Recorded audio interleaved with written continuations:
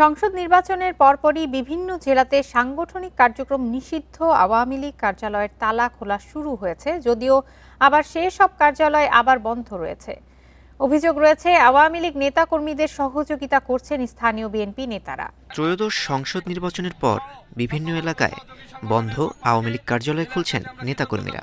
১৩ ফেব্রুয়ারি প্রথম খোলা হয় পঞ্চগড়ের চাকলাহাট ইউনিয়ন আওয়ামী লীগ কার্যালয়।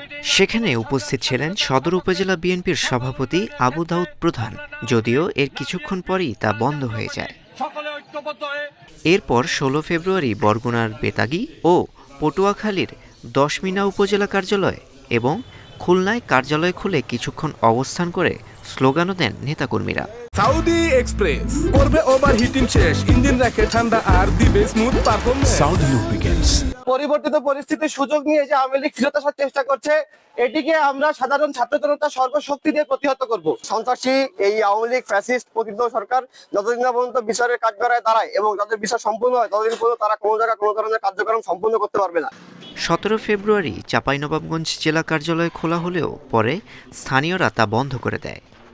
১৮ ফেব্রুয়ারি নারায়ণগঞ্জ, শরীয়তপুর, নোয়াখালী সহ আরও কিছু এলাকায় বন্ধ অনেক কার্যালয় খোলার পর পরিষ্কার পরিচ্ছন্ন এবং বিভিন্ন স্লোগান দেয় নেতাকর্মীরা।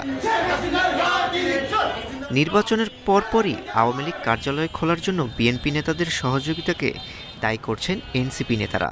জুলাই আন্দোলনের যে অভ্যুত্থানে যারা সামনের সারি থেকে নেতৃত্ব দিয়েছে তাদের জন্য একটি অশনি সংকেত বলে আমি এটা মনে করছি। তারা যে ওপেনে চলে আসছে এটা সাধারণ জনমনে, ছাত্রদের মনে একটা আতঙ্ক বিরাজ করছে এবং তাদের মনে প্রশ্ন রাখছে, তাহলে কি এই নতুন সরকার গঠন হওয়ার পরে তারা কি তাদেরকে আবার নতুন করে পুনরুজ্জীবিত হতে সাহায্য করছে কিনা।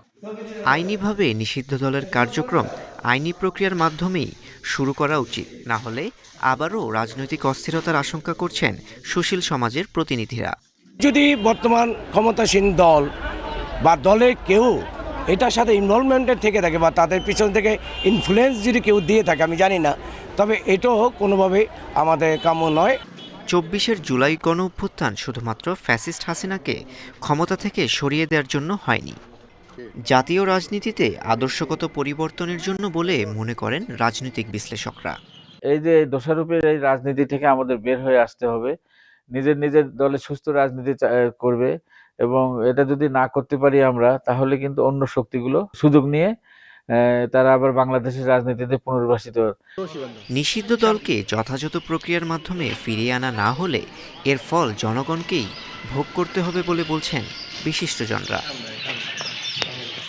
মাহির সাজিদ, ইন্ডিপেন্ডেন্ট নিউজ।